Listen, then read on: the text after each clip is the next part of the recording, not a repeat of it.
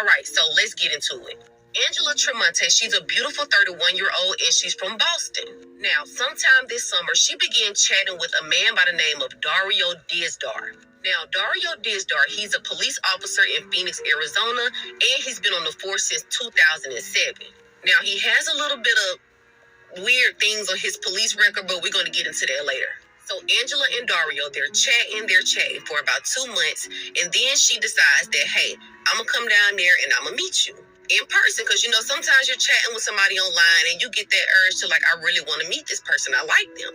So they decide to meet, and she flies down from Boston, and on July 31st, they decide to go on their first date.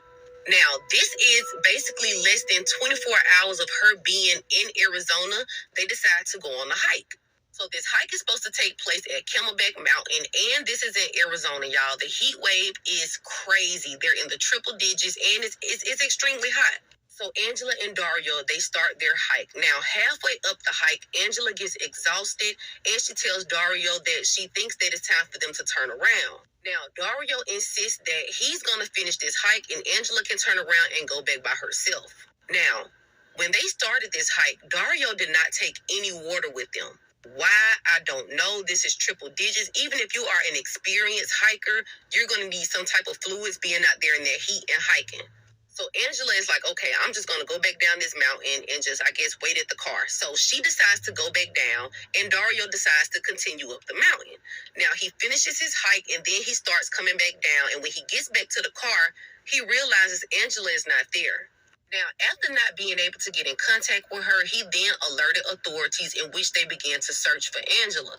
Now, this search lasted for hours, you guys. And sadly, they did find Angela. On Friday, they hiked Camelback Mountain near Phoenix in 100-degree heat. EMTs say Angela's body was found near a home by the trail and likely died from heat exposure. Can't believe it. I'm completely devastated, and this is the most tragic news that I've ever heard in my entire life. Angela's best friends are now... Y'all, after hours of searching for Angela, they do find her body, and she is deceased. Now, investigators are saying that this is a heat-related illness, and they believe that Angela got overheated while walking back. Angela's family is not going for this. They want answers. Angela and Dario started their hike on Camelback Mountain. Phoenix police say the two had no water with them for the hike, but on top of that, Angela was alone when she died, something her friends say is not okay. As a first responder, you're supposed to help people. Why would you not walk her back down? Why would you continue to walk back up? It makes no sense. It does not make any sense. Phoenix police tell us Dizdar told first responders Angela said he should continue on the hike to get pictures for her social media.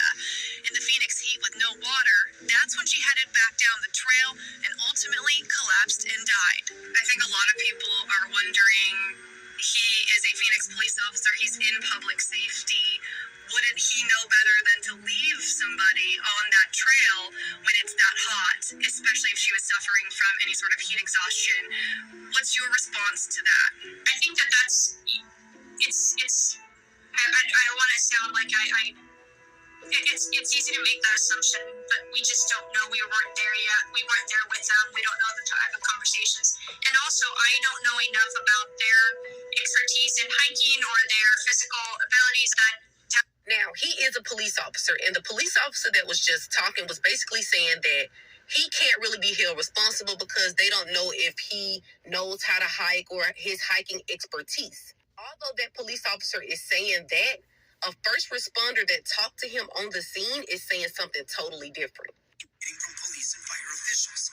Here's what fire first said at the scene about this officer. He's been living here for a while, he said, and he's very familiar with this mountain. Says he hikes it at this time of day all the time, from the top to the bottom. Then this week, fire officials called our newsroom and asked us to stop using that soundbite because they misunderstood Dizdar. They claimed he hadn't hiked Camelback in years. He got lost himself on the way down and had to Uber back to the parking lot.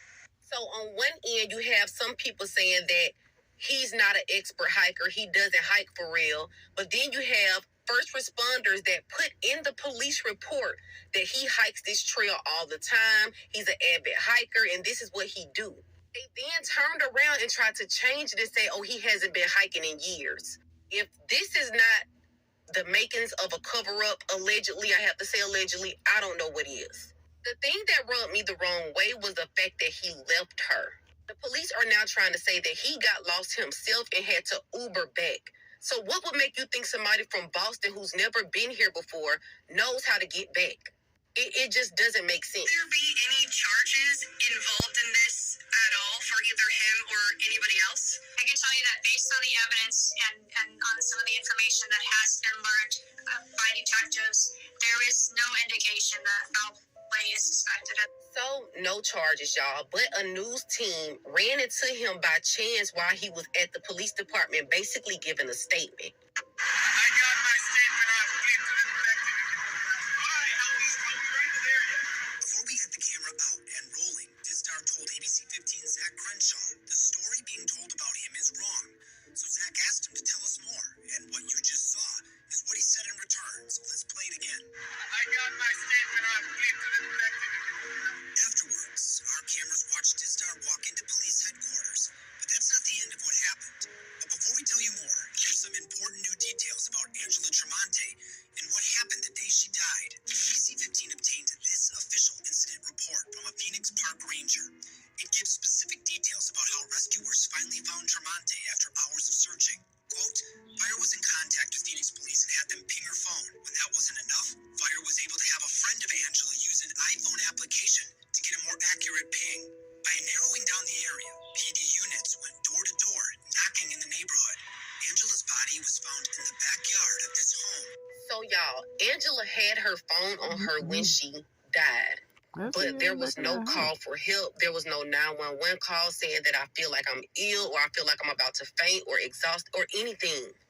A little bit of information about Dario. In 2009, it's being said that he was involved in a criminal investigation in which he lied to police about his name and his whereabouts. Now, no charges or anything were brought upon him for lying to police. I mean, he was the police, but he still lied about things that were going on in the investigation. And I'm going to tell y'all like this. I know a lot of police officers that lie or is dirty cops, but y'all, majority of them don't get in trouble or don't get caught. It's like a whole system. Now, y'all, I honestly want y'all opinions on this case because I